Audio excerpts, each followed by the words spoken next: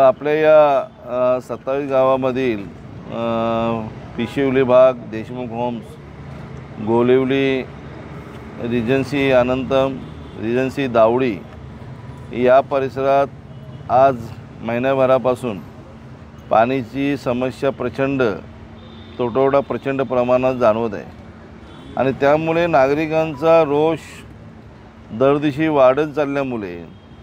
की सतत सर्व लोकप्रतिनिधी की बाबा कुठेतरी हा पाण्याचा प्रश्न मिटला पाहिजे। एका बाजूला महापालिकेच्या माध्यमातून अमृत योजनेचं काम चालू आहे, पण तो होईल तेव्हा पण आत्ता तरी पाण्याचा हा प्रश्न कायमचा कुठेतरी सुटला पाहिजे। कारण दिवाळीपर्यंत पाणी आम्हाला सर्वांना चांगला मिळत होता आणि दिवाळीनंतर MRDCच्या माध्यमातून जो पाणी मिळतं तो कुठेतरी प्रचंड प्रमाणात कमी झाल्यामुळे नागरिकांचे रोष, नागरिक वारंवार फोन लोकप्रतिनिधींच्याकडे जाऊन माझ्याकडे जाऊन अतिशय रोष निर्माण करत होते। म्हणून आज आम्ही सर्व इथले लोकप्रतिनिधी आम्ही सर्वजण आपल्या इथले हर्षेसाहेब यांची आज MRDCच्या हर्षेसाहेब यांची बैठक घेतली। त्या बैठकीत सर्व MRDCचे अधिकारी उपस्थित होते आणि तातडीने आजच्या आज हा पाण्याचा प्रश्न सुटला पाहिजे, लोकांना पाणी मिळालं पाहिजे आणि अशी चांगली सकारात्मक बैठक झाली। लोकप्रतिनिधी चांगल्या प्रकारे चर्चा केली आणि जर पाण्याची समस्या सुटली नाही तर परत आम्ही गुरुवारी या MRDCतल्या ऑफिसला डोंबिवलीमध्ये आम्ही सर्वजण येणार आहोत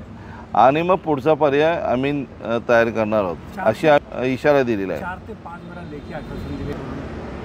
जालंधर पाटीलने असा आरोप केला होता आणि आता तुम्ही परत आले आणि परत नाही मधल्या काळात आमचे लोकप्रतिनिधी जालिंदर पाटील यांनी मोर्चा काढला, त्याही वेळेलाही अधिकाऱ्यांनी शब्द दिला होता की ताबडतोब पाण्याचा प्रश्न सुटला जाईल आणि त्याच्याचमुळे आम्ही सर्व लोकप्रतिनिधी आज एकत्र आलेलो आहोत। इथे कुठल्या प्रकारचं राजकारण नाही, तुम्ही बघत असाल सर्व लोकप्रतिनिधी एकत्र आलेले आहेत आणि आपल्याला कसंही करून हा पाण्याचा प्रश्न आज 2 दिवसात सोडणार, 4 दिवसात सोडणार असं आम्ही बिलकुल चर्चा नाही केली। आजपासूनच पाणी मिळालं पाहिजे अशी चर्चा केली आणि सकारात्मक उत्तर दिलेले आहेत। हर्षे साहेब पण अतिशय चांगले आहेत, राठोड साहेबही अतिशय चांगले आहेत, त्याचे खालचे अधिकारी चांगले आहेत आणि कुठेतरी हा टँकरमुक्त हा परिसर झाला पाहिजे अशी मागणी केली आणि जर ते होत नसेल तर गुरुवारी परत आढावा बैठक घेणार आम्ही आणि आढावा बैठकमध्ये जर होत नसेल तर मग पुढचा पर्याय अधिकाऱ्यांना आम्ही सांगितलेलं काय करणार आहोत नाही ते बघूया, चौकशी करतील, जे कोणी आढळतील ते दोषी त्याच्या कारवाई केली जाईल।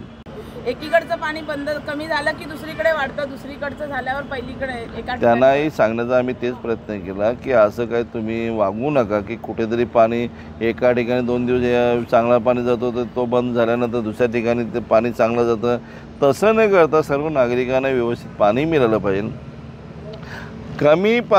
कमी वेळात द्या पण पाणी भरपूर द्या, वेळ आम्हाला कमी दिली चालेल पण पाणी मिळालं पाहिजे अशी आमच्या आग्रहाची मागणी आणि आम्हाला आशा आहे पाणी 100% मिळणार आहेत। आम्ही सर्व लोकप्रतिनिधी जांभूळला पण सोमवारी जाणार आहोत, तिथेही आम्ही पाहणी करणार आहोत की कशामुळे आम्हाला पाणी येत नाही।